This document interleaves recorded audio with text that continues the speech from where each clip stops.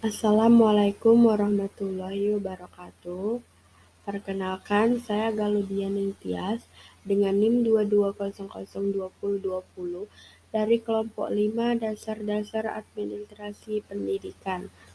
Yang terhormat, Ibu Profesor Nurhizra Gistiatuti MED, EDD, dan Ibu Sari Febrianti, MPD. Di sini saya akan menjelaskan materi pertemuan minggu ini yang akan membahas tentang manajemen sarana dan prasarana, manajemen kurikulum, dan supervisi. Baiklah, saya langsung saja membacakan materi yang pertama, yaitu pengertian dari manajemen sarpras. Sarpras adalah salah satu faktor penunjang dalam tercapainya keberhasilan proses belajar mengajar di sekolah. Kegiatan sarpras akan tercapai jika sekolah dapat memenuhi segala kebutuhan sarpras secara optimal dan memadai.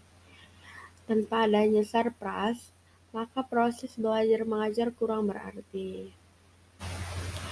Menurut Imron 1995, bahwa tujuan manajemen sarana dan prasarana secara umum adalah untuk memberikan layanan secara profesional di bidang sarana dan prasarana pendidikan dalam rangka terselenggaranya pendidikan secara efektif dan efisien. Selanjutnya, pentingnya manajemen sarana dan prasarana dalam menunjang segala aktivitas sekolah. Manajemen sarana dan prasarana diharapkan bisa menciptakan suasana yang bersih, rapi, dan indah sehingga peserta didik merasa nyaman dan aman. Dengan manajemen sarana dan prasarana, juga proses belajar menjadi lebih efektif dan efisien. Proses dalam manajemen sarana dan prasarana dimulai dari tahap perencanaan, pengadaan, pendistribusian, pemeliharaan, penginventarisasian, penghapusan, dan juga evaluasi sarana dan prasarana. Materi yang kedua yaitu manajemen kurikulum. Kurikulum adalah seperangkat rencana atau pengaturan mengenai tujuan serta bahan yang digunakan sebagai pedoman penyelenggaraan kegiatan pembelajaran untuk mencapai tujuan.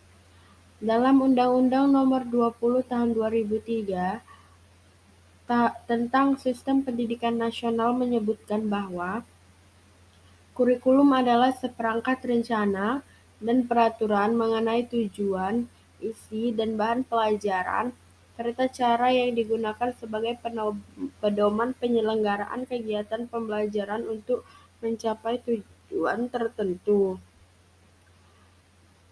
Manajemen kurikulum sangat penting dalam lingkup sekolah, karena pengelolaan kurikulum dengan baik akan mempermudah tercapainya tujuan pendidikan secara maksimal. Selain itu, dengan manajemen kurikulum, peserta didik juga bisa mengembangkan dan membentuk karakter. Yang lebih penting lagi, yaitu manajemen kurikulum sebagai proses memperkenalkan peraturan belajar mengajar, konsep belajar mengajar, dan mengenalkan kurikulum yang dipunya di sekolah. Dalam prosesnya, manajemen kurikulum terbagi menjadi 7 tahapan, yaitu yang pertama, tahap studi kelayakan dan kebutuhan. Yang kedua, tahap penyusunan konsep awal perencanaan kurikulum. Yang ketiga, tahap pengembangan rencana untuk melaksanakan kurikulum. Yang keempat, tahap pelaksanaan uji coba kurikulum di lapangan. Yang kelima, tahap pelaksanaan kurikulum. Yang keenam, tahap pelaksanaan penilaian dan pemantauan kurikulum. 7.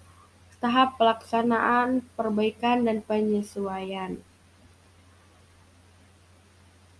Supervisi. Pengertian dari supervisi adalah kegiatan untuk memastikan bahwa mutu yang diharapkan dapat dalam proses perencanaan, pelaksanaan kegiatan, dan evaluasi pada kegiatan yang telah ditentukan. Kegiatan supervisi merupakan pembinaan tentang bagaimana proses pekerjaan yang sedang disupervisi. Menurut Saherty tahun 2008 di halaman 19, supervisi pendidikan adalah usaha memberi layanan kepada guru-guru baik secara individual maupun secara kelompok dalam usaha memperbaiki pengajaran.